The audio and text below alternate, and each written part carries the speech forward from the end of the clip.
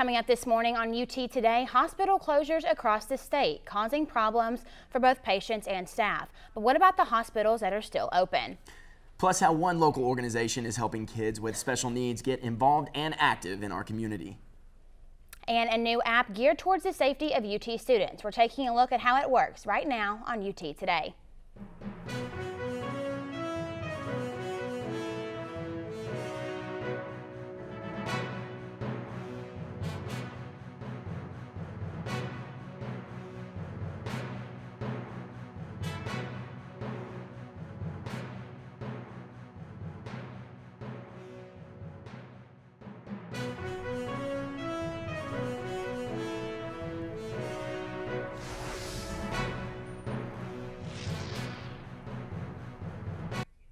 Good morning, everyone. I'm Nicole Painter. And I'm Nick Baker. Thanks for joining us. It is so good to be back here on Rocky Top, and we are looking forward to being your source for all things UT.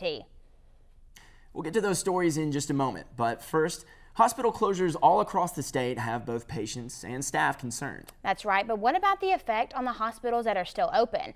In our top story this morning, UT Today reporter Kim Rafferty shows us how hospitals like UT Medical Center are adapting to all of the hospital closures. Kim?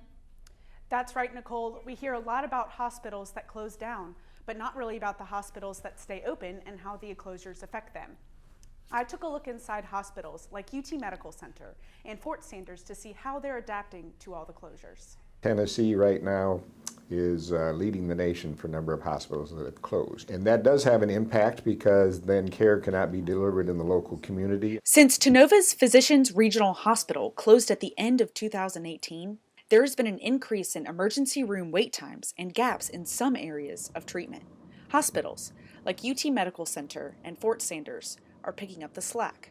And though these wait times are not normal, they are expected. There absolutely is an increase of persons going to UT Medical Center's ER. The staff is excellent there. They're going to do their best to try to help somebody. But again, when you have that bottleneck at that type of a location, there's only so many beds available. And besides the high volumes that went to Tenova, there is now a new gap in mental health treatment because of the closure. The hospital, which offered a 15 to 16 bed inpatient mental health treatment unit, was the only one of its kind in the Knoxville area. Tenova also had a high volume of persons in and out of their emergency room with mental health needs. So I know that a lot of students who needed inpatient care still went to Tenova. What was once a bustling emergency room is now vacant.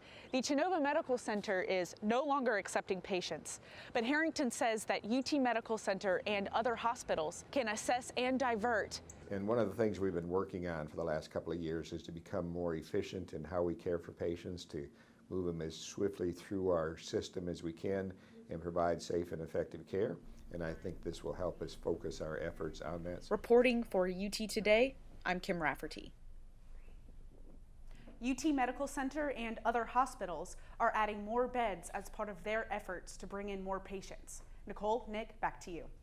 Well, we all remember waking up to UT's campus covered in a blanket of snow back in January. Fun to see, but not so fun to walk to class in. Of course, all that snow melted and it warmed up pretty fast here. As nice as that warm up was, some businesses actually dread the warmer temps. That's right. With temperatures reaching the mid-70s this February, local ski resorts are struggling to keep snow on their mountains this winter. Resorts in the southeast rely mainly on artificial snowmaking to keep their slopes open.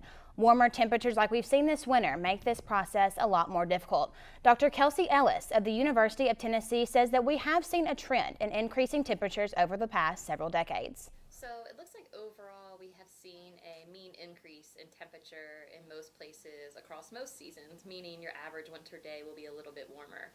For most people, that's not a bad thing, but for the ski industry, where it ends up mattering is a warmer day here or there in the beginning and end of a season. As that accumulates, it really shortens the winter season.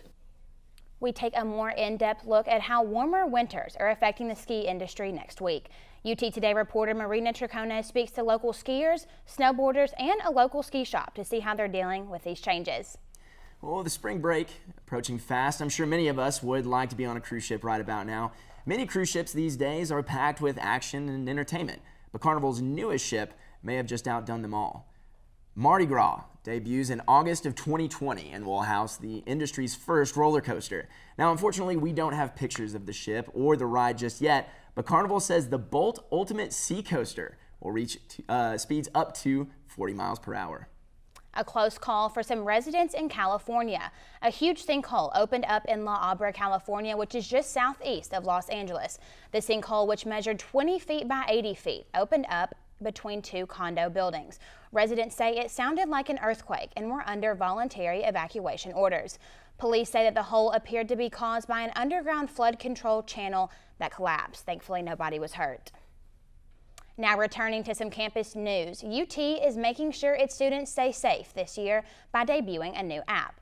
LiveSafe offers safety features to students such as reporting an incident or suspicious activity, as well as several emergency options. I looked more into how the app works and how it's helping students stay safe on UT's campus. Keeping campuses safe, an obstacle all universities face. But the University of Tennessee is hoping that a new app will make this easier for its students. It's the UTPD's job to make sure that you feel safe, and so if there's any situation where you don't feel safe or you see something that could be threatening to a student, report it. The LiveSafe app, a way UTPD hopes to help students turn their mobile device into a personal safety device. Because you're already using your phone, it's an easy way for you to also access resources here. A place for students, faculty, and staff to report anything or contact anyone on campus with the touch of a finger. Whether it's UT Police, whether it's Title IX, whether it's facilities. If you see something on a sidewalk that's broken or needs fixed, it's an easy way to communicate that. For instance, if you're walking through campus and notice something like a broken light, all you need to do is take a picture, upload it to the app, and UTPD can access it in seconds. The app also allows students to access information from all areas on campus, including bus routes and information about upcoming games. Even if you're not using it to report different issues on campus, you can literally look at your bus shuttle on there and have all these different numbers there. All in hopes to give students a more accessible relationship with authorities and a one-stop shop for campus information. There's no reason why you shouldn't download it, and I tell every University of Tennessee student to download it. In Knoxville, Nicole Painter, UT Today. Well, for many of us, this next story may be hard to hear. A new study says eating too many ultra-processed foods could shorten your lifespan. That includes snacks, boxed desserts, and ready-to-eat convenience meals. Eating too many ultra-processed foods is also linked to chronic illness like cancer and cardiovascular disease. To help avoid the dangers of that diet, experts say to thoroughly check food labels from front to back. If you see a long list of ingredients you've never heard of, that might be a good sign to choose something else. A pair of Mississippi brothers haven't even reached middle school yet, but they already own their own business. They're selling candles and fire starters. Reporter Chris Luther from WMC sat down with the boys to talk about their business. Many of us may never own a business. These two brothers have that checked off their bucket list at a young age. It's really cool because most kids don't have a company. 8-year-old Carson Bogus and his 10-year-old brother Caleb named their company all on their own. Flame Bros? Flame Bros sells pine cone fire starters and candles. The local Hernando Blue Ribbon Dry Cleaners was the first to offer their products, but the company has since gone online with their own how-to videos. We are making some pine cone fire starters. After they made the videos, the product took off with dozens of online sales in over 15 states. This was not expected, and it's so funny. I'm so proud of them. But for these boys, it's about more than just profits. 10% of everyone who buys anything, like a pine cone fire starter or a candle, it goes to St. Jude Hospital. After donating 10% to St. Jude, these businessmen are thinking ahead, putting away another 10% for their college fund. And with every purchase comes a handwritten thank you note. We write, like, thank you for supporting Flame Bros. These boys are learning a lot of important lessons running the company, but as for their elevator pitch for selling candles, they smell good. Well, they'll have to keep working on that. What a cute story. Well, the College of Law here at the University of Tennessee has had a lot to celebrate recently. Alumna Sherry Beasley has been named Chief Justice of the North Carolina Supreme Court. The news was announced by North Carolina Governor back in February. Beasley graduated from UT College of Law back in 1991 and was first appointed to the North Carolina bench in 1999. She has served as justice in the North Carolina Supreme Court since 2012, following her work as an associate's judge. Beasley will serve as the state's first African-American female Chief Justice of North Carolina. Still to come on UT Today, Randy Boyd speaks about his plans for the school as he continues his term as interim president. And one organization right here in Knoxville is reaching out to special needs children on the basketball court. Hear how, coming up. Boxing Weekend 2019, just a few days away. See how students are preparing for this year's tournament as we hear from UT about last year's tragedy. Stay with us, everyone. You're watching UT Today.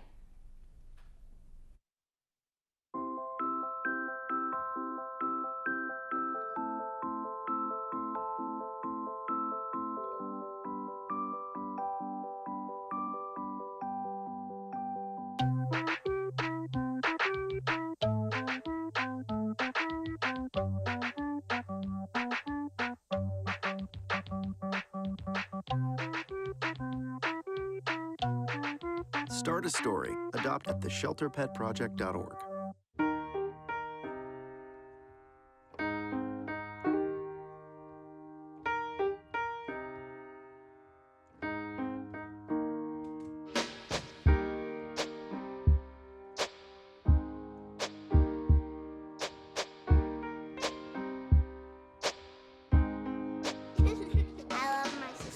My heart doesn't see race. Love is love.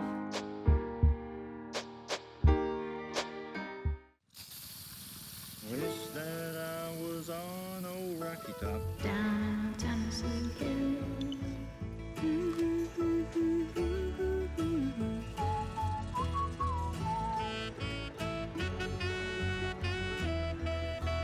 Home sweet home to me. Good old Rocky Top. Rocky Top, Tennessee.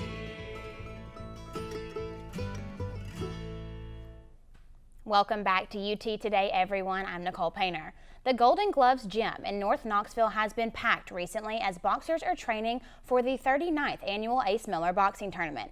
UT Today reporter Ansley Daniel joins us now live in the studio to talk more about Golden Gloves Gym and Boxing Weekend 2019. Ansley, what can you tell us about this year's tournament? Nicole, Boxing Weekend is just around the corner. The tournament is set to take place March 7th, 8th, and 9th. It is the longest standing fundraiser for the Knoxville Golden Gloves chapter, a nonprofit that provides materials and various expenses needed for underprivileged youth to train and compete in the sport. A lot of students are looking forward to the highly anticipated event, but many are also going into this weekend with a heavy heart. Last year, University of Tennessee student Tanner Ray passed away after collapsing in the ring. It was later discovered by an autopsy performed that Ray had Adderall and caffeine in his system. Now, the University of Tennessee declined an on-camera interview about what happened, but did release a statement saying, quote, "We know that some UT students choose to participate in and attend the event each year. We also know that this is the first event since the passing of one of our students last spring during the tournament." The statement goes on to say, "We care about the safety and welfare of our students, whether they're on campus or off. We encourage students to make safe decisions and to review campus, community, and online resources concerning their personal safety." End quote. That statement was released by Tyra Hagg, the Director of Media and Internal Relations here at UT. Now, we do want to remind you of some resources available. They include the Center for Health Education and Wellness, the Student Counseling Center, and the UT Police Department, as well as the 974 Help Referral Line. Nick and Nicole? Ansley, we know that some changes are being made this year as far as who is allowed to compete in this year's tournament. That's right. Last year, only those from UT's fraternities were eligible to compete. However, this year, the tournament is allowing women to join in the ring as well. I'm taking a deeper look into those changes being made coming up next week. Back to you. All right, thank you so much, Ansley. The Student Government Association has been sending the Government Affairs Committee to the state in Nashville for the last few years to talk with legislators on behalf of the student body. But with the new governor and a change of tradition, things are being shaken up. When in Nashville, the group plans to connect with newly elected officials and reconnect with others. One of the hot topics expected to be discussed for the third year in a row is campus carry for students. Other topics students and lawmakers will touch on include in-state tuition for undocumented students. Once the committee returns from Nashville, make sure to watch out for some of their upcoming events like debate between college Democrats and Republicans. If you want to learn more about the Student Services Committee and what they do for UT, you can find more under the SGA section of the university's website. Well, it has been a little over 2 months since Randy Boyd was sworn in as UT's interim president. Boyd was appointed following the retirement of former UT president, Dr. Joe DiPietro. Boyd spoke with students back in December about opportunities here at UT and why he loves his job as interim president. Obviously, but some of the things I want to talk about in a second that I can tell you I'm just incredibly excited about being able to serve with you and for you. Boyd will serve as interim president for up to 2 years or until the effective date of appointment of a new president.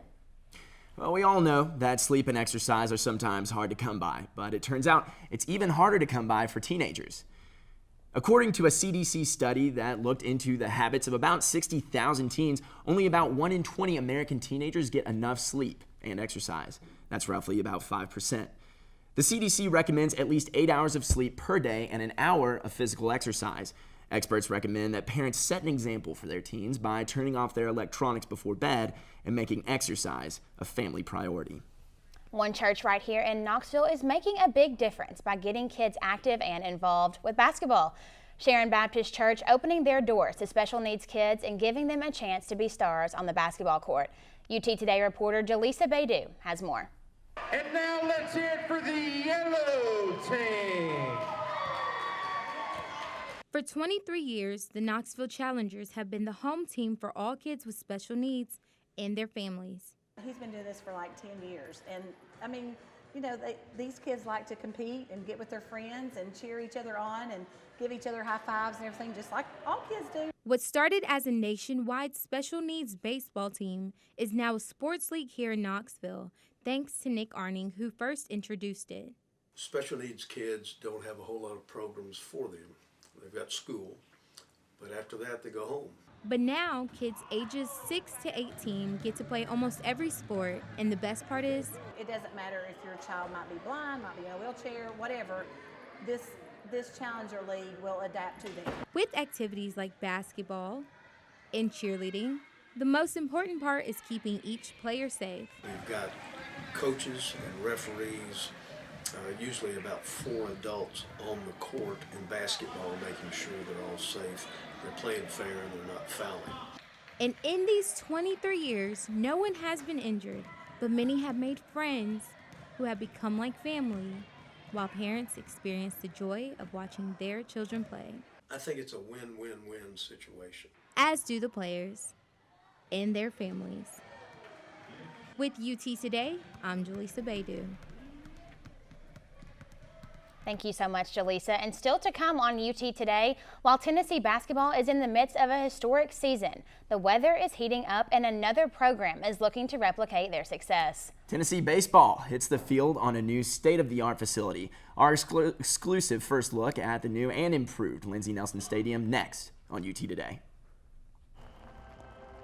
It means sacrifice, and not just for my family and friends, but for everybody. It's doing research that'll really help people. Putting in the hours, pushing myself so I can be a better teammate.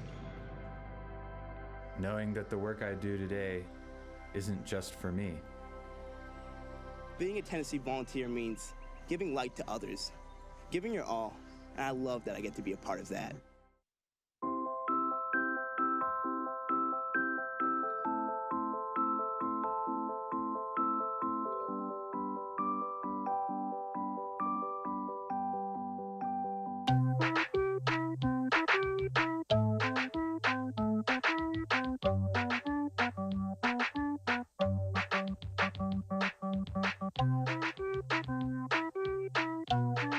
Start a story. Adopt at theshelterpetproject.org.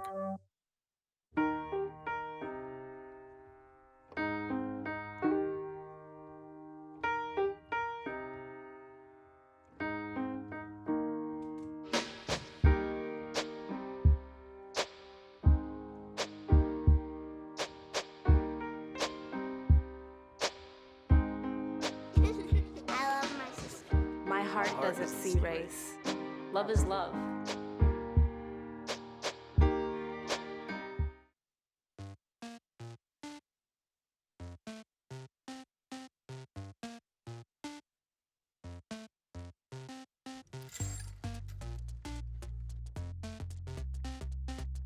Hey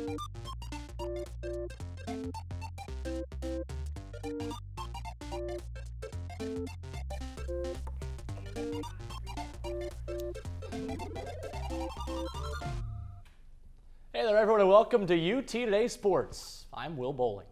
Well, they say if you build it, they will come, right? Well, the Tennessee baseball program has gone under major construction this offseason. New facilities and a new artificial turf field. And on that field, head coach Tony Vitello is hoping to build something big in his second year on Rocky Top. Sierra Morgan has more. It's baseball time in Tennessee, and after 6 weeks of being without a field, the Vols baseball team is excited to be playing on their new state-of-the-art turf field. Now, getting it actually done was not just a thought, but a work in progress for, again, since we got the job, with talking with donors, talking with administration, and just getting everyone to be on board. And Coach Fulmer was kind of the final say, and without his help, we wouldn't have been able to make this happen. The Vols debuted their new field at their official meet and greet on February 9th, where fans got a chance to get autographs from players, run the bases, and explore the new turf. On top of being a great new playing surface, Coach Vitello says it opens up more opportunities for baseball camps and programs. This renovation also gives Tennessee a leg up on their competition when it comes to recruiting. Frequency of people here, but also when they show up, it looks pristine. Regardless of what kind of day we're having or how the weather's been, it's going to look pretty much the same. We've got a logo in center field and behind home plate that the kids have given us great feedback towards. So the field is always recruit ready. For UT Today, this is Sierra Morgan reporting. Thanks, Sierra. Big things coming this season for Coach Vitello. Hey, well, in other news on Rocky Top, a Tennessee legend is entering the Women's Basketball Hall of Fame. Joan Cronin, Director of Women's Athletics for 30 years at Tennessee, is a part of this year's class that will be honored this April. Joan has a long list of accolades from her time at UT. She's actually already a member of the Knoxville and Tennessee Sports Hall of Fames. The induction ceremony will be held at the Tennessee Theater, and that's going to be on June the 8th. Hey, that's all we've got for today. More to come as UT Today rolls on. We'll be back after this.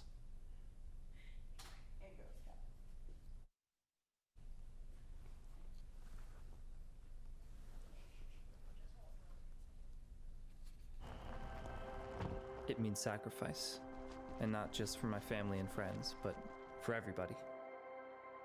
It's doing research that'll really help people. Putting in the hours, pushing myself so I can be a better teammate. Knowing that the work I do today isn't just for me. Being a Tennessee volunteer means giving light to others, giving your all, and I love that I get to be a part of that.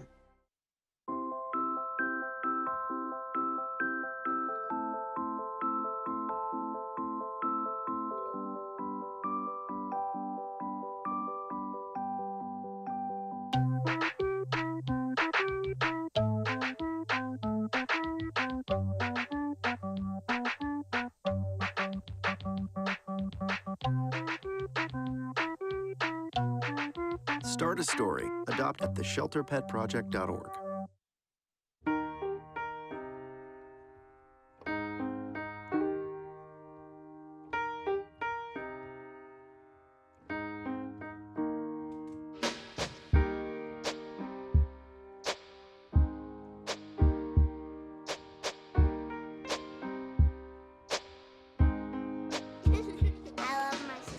My heart doesn't see race. Love is love.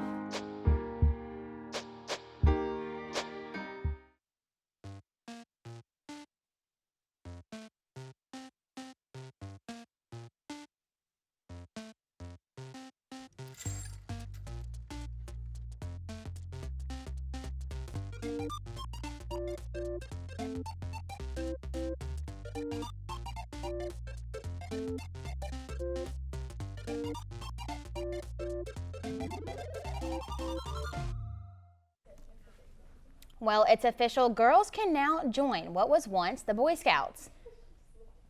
As of Friday, girls between the ages of 11 and 17 will be permitted to become what's part of now being called Scouts BSA. The Boy Scouts of America also says it will recognize its first class of female Eagle Scouts in 2020.